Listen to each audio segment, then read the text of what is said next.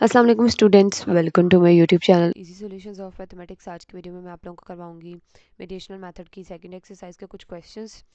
और इससे पहले जो पहले वाली एक्सरसाइज है उसके भी मैं इंपॉर्टेंट और जितने सॉल्व हो रहे थे क्वेश्चंस मैं करवा चुकी थी। जैसे मैं पहली वीडियोस में भी आपको कहा था कि एक्सरसाइज को आपने अपनी सरदर्द बिल्कुल भी नहीं बनाना, उसको सॉल्व करना है। जितने क्वेश्चन हो जाएंगे इनफ है, जितने रह जाएंगे उनको आप छोड़ दें, लेकिन अंदर से जितने भी मटीरियल है, एग्जाम्पल हैं, इलस्ट्रेटिव एग्जांपल्स हैं, प्रूफ्स हैं, वो नहीं आपने छोड़ना। वो आपने एक एक चीज़ करनी है इस चैप्टर की, बहुत इंपॉर्टेंट है।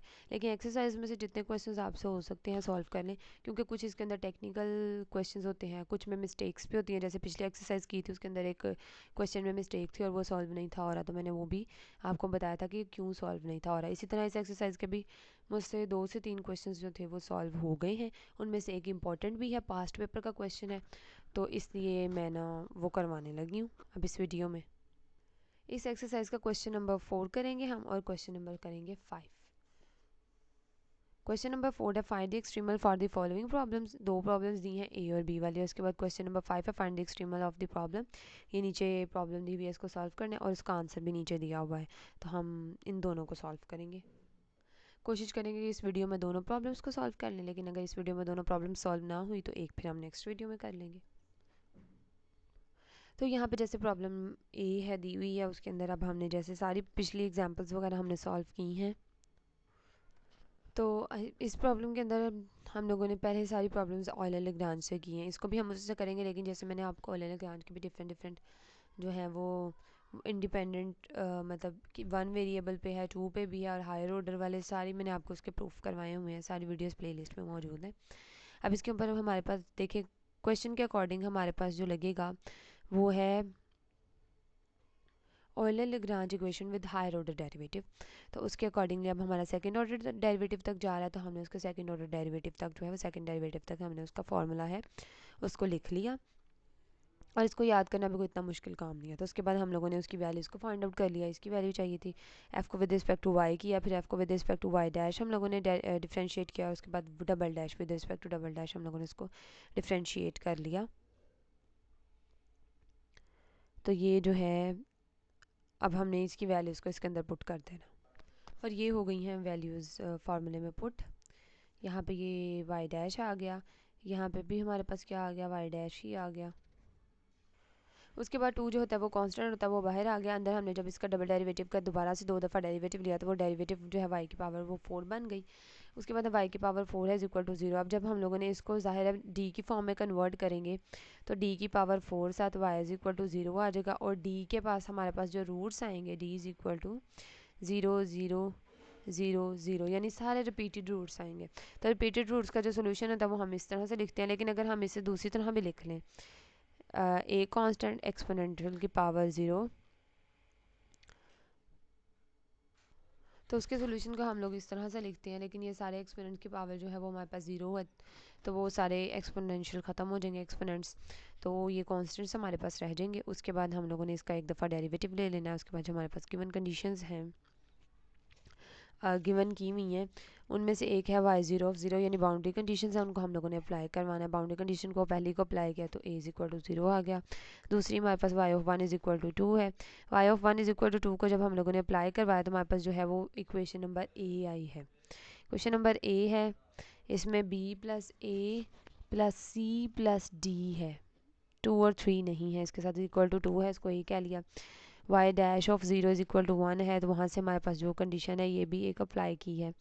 यहाँ से हमारे पास बी इज इक्वल टू 1 आ गया। Y dash of 1 is equal to 4 है, उसको अप्लाई किया, यानी सबको 1 बाय 1 करवा दिया, तो यहाँ से कॉन्स्टेंट्स की वैल्यूज निकलती जा रही, और ये हमारे पास जो है वो इक्वल टू आ गया है 2c प्लस 3d।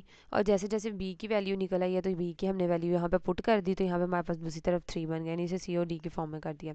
उसके बाद हमारे पास b की आ गई, तो अब हमने इसको इसमें पुट कर देना है। अब ये देखें हमारे पास बी ए सी डी है, बी की भी आ गई है, ए की भी आ गई है, तो यहाँ पे बी की भी पुट कर दें और यहाँ पे ए की भी पुट कर दें, तो यहाँ पे सी और डी रह जाएगा।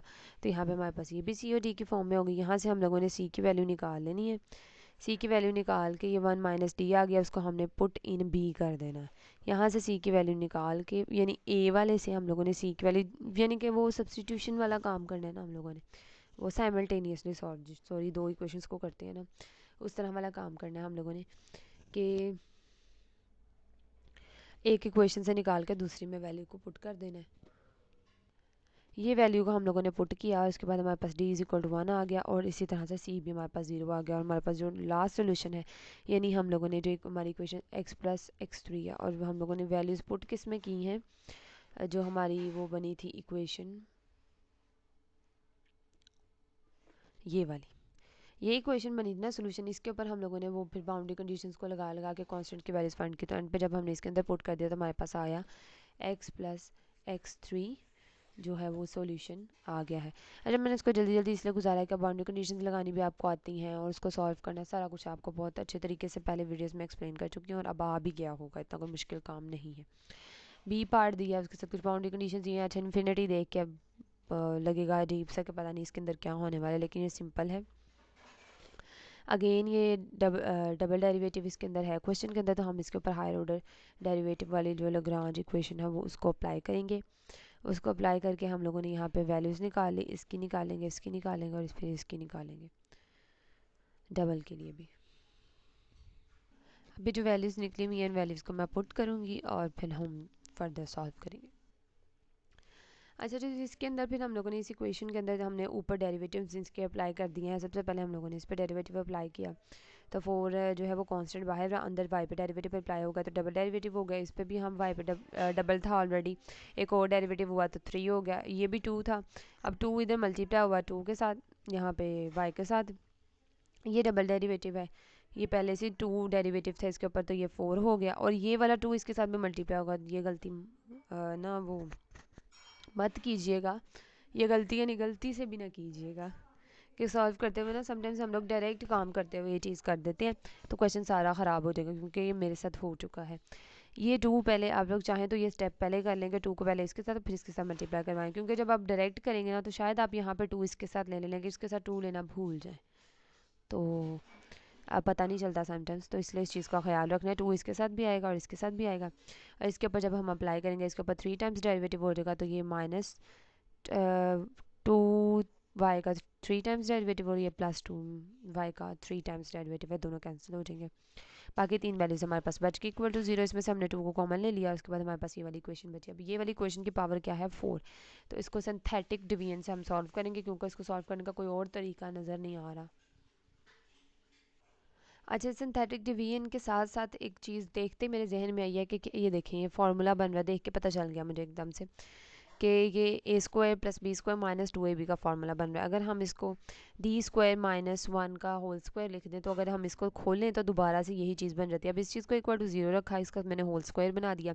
स्क्वायर का मतलब है ये 2 दफ़ा है, 2 दफ़ा वैल्यू इसको कर लिया और ये ए पहली वैल्यू को इक्वल टू 0 रखा तो D square is equal to 1 आ गया, दूसरी वैल्यू को इक्वल टू 0 रखा तो D square is equal to 1 आ गया। यहाँ से हमारे पास डी की, यहाँ पे भी डी प्लस माइनस 1 आ जाएगा अगर स्क्वायर ख़त्म करेंगे तो यहाँ पे भी प्लस माइनस 1 आ जाएगा और यहाँ पे भी क्या आ जाएगा प्लस माइनस 1। एक तरीका ये हो गया। दूसरा सिंथेटिक डिवीजन का जैसा कि मैंने आपको बताया था, अब हम वो वाला तरीका भी देख लेते हैं कि वो मैंने यहाँ नोट्स पे किया हुआ था अपने पे। D for minus 2 D square plus 1 और यहाँ पे वाई है। अब हमने इसको 1 पावर 4 का 1, 3 नहीं है तो उसकी जगह 0 और यहाँ पे स्क्वायर का -2 और डी भी नहीं है तो उसकी जगह भी 0 और यहाँ पे सिंपल 1 आ गया। 1 को ले लिया हमने, इस 1 को नीचे उतारा, 1 1 ज़ा 1, उसके बाद हम लोगों ने इसको जो है वो ऐड किया, 1 आ गया, 1 1 ज़ा 1, इसको किया तो -1 आ गया, -1 1 ज़ा -1, इसको सॉल्व किया तो यहाँ पे -1, उसके बाद इसको मल्टीप्लाई करके यहाँ पे लिखा तो ये 0 आ गया, एक 0 हो गई।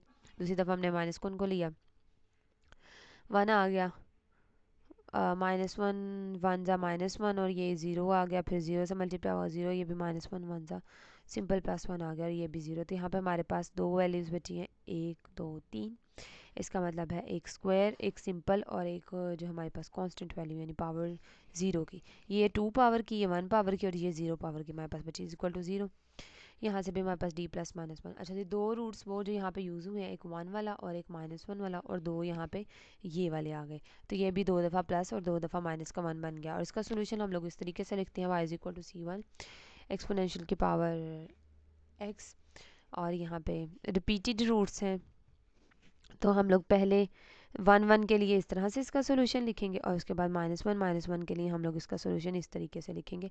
और पहले एक दफ़ा यानी 1 के लिए लिख रहे हैं तो यहाँ पे x, और जब -1 के लिख रहे हैं तो तब भी यहाँ पे x आएगा, यानी उसका रिपीटेड सोल्यूशन को a कह लिया हम लोगों ने। उसके बाद उसका हम लोगों ने डेरिवेटिव ले लिया। डेरिवेटिव लेने के बाद हम लोगों ने क्या किया है, सिंपली C2 वाली वैल्यूज़ को हम लोगों ने अलग कर लिया है, सॉरी C2 को नहीं, EX वाली वैल्यूज़ को हम लोगों ने अलग किया है यहाँ पे इसमें, इस वाले स्टेप में। जब हमने डेरिवेटिव लिया है ना, उसकी हमने EX वाली वैल्यूज़ को अलग कर लिया और E-x वाली वैल्यूज़ को अलग कर लिया, ताकि हमारे जो है ना वो ऊपर वो अप्लाई करने में जो बाउंड्री कंडीशंस है ना उसमें हमें आसानी हो। अब इसके ऊपर सबसे पहले मैंने ये वाली कंडीशन अप्लाई की, उधर से मेरे पास ये वाली इक्वेशन आ गई। दूसरी कंडीशन थी y'(0 इज़ इक्वल टू 2, तो यहाँ पे मैंने अप्लाई की तो ये हमारे पास 1 वाली इक्वेशन आ गई। हो सकता है थोड़ा सा मैसी सा लगे आपको, लेकिन समझ आ जाएगी आपको। तो अगर कोई क्वेश्चन हुआ तो आप मुझसे कमेंट सेक्शन में पूछ सकते हैं। और आगे जाने से पहले मैं आपको ये बता दूं, अगर आपने अभी तक मेरा चैनल सब्सक्राइब नहीं किया तो प्लीज़ मेरे चैनल को सब्सक्राइब कीजिएगा, और अगर वीडियो हेल्पफुल है तो प्लीज़ वीडियो को लाइक ज़रूर कीजिएगा। अच्छा जी, दूसरी कंडीशन कर दी हमने अप्लाई, तो ये वाली इक्वेशन आ गई। उसके बाद हम लोगों ने एक और y∞ इज़ इक्वल टू 0 उसको अप्लाई किया, तो वो देखें e की पावर इन्फिनिटी, e की पावर इन्फिनिटी, e की power minus infinity, e power minus infinity. तो e की पावर माइनस इन्फिनिटी क्या होता है, e की पावर माइनस इन्फिनिटी होता है 0। तो जब 0 इन्फिनिटी से मल्टीप्लाई होता है तो वो 0 ही होता है। 0 जब भी इन्फिनिटी से मल्टीप्लाई होता है तो वो क्या होता है, 0 हो जाता है। तो ये जो कॉन्सेप्ट है ना, ये आप लोगों ने याद रखनी है। तो यहाँ से C1 भी 0 आ गया, C2 भी 0 आ गया। जब हम लोगों ने डेरिवेटिव वाली जो कंडीशन थी उसको अप्लाई किया, जो मतलब सिंपल, ये तो सिंपल वाली थी ना, हमने सिंपल पे अप्लाई कर दी y(x), ये y'(∞ इज़ इक्वल टू 0 है, इसको हमने y'(x) वाली पे अप्लाई किया। तो यहाँ से हमारे पास जो है यहाँ पे भी C1 0 और यहाँ से भी C2 0 आ गया हमारे पास। अब सिंपली हम लोगों ने क्या करना है, C1 और C2 की वैल्यूज़ दोनों में 0 0 निकल आई हैं। अब हम लोगों ने सिंपली इसके अंदर, अब यहाँ पे देखें, यहाँ पे C1 और C3 है, तो C1 की पता चल गई है तो C3 की भी निकल आएगी, C3 की निकाल लेनी है। और उसके बाद हम लोगों ने अपनी सारी वैल्यूज़ को इस इक्वेशन में 1 में पुट कर देना है, तो हमारे पास बाकी वैल्यूज़ पे आ जाएंगे। जैसे आप पुट इनटू इस वाले में किया तो C3 इज़ इक्वल टू 1 आ गया, और 1 2 3 में पुट किया तो हमारे पास C4 इज़ इक्वल टू 3 आ गया। और put all the values in A। उसके बाद जो इक्वेशन A थी हमारी, यानी जो जिसको हम लोगों ने फर्दर सॉल्व करने के लिए आगे किया, उसके अंदर सारी कॉन्स्टेंट्स की वैल्यूज़ को निकाल दिया। एंड पे हमारे पास जो सोल्यूशन है वो ये है, y(x) is equal to 1 + 3x और ब्रैकेट में लिख के e-x। ये वाली ये इक्वेशन थी जिसके अंदर हमने सारी कॉन्स्टेंट की वैल्यूज़ को फाइंड आउट किया है।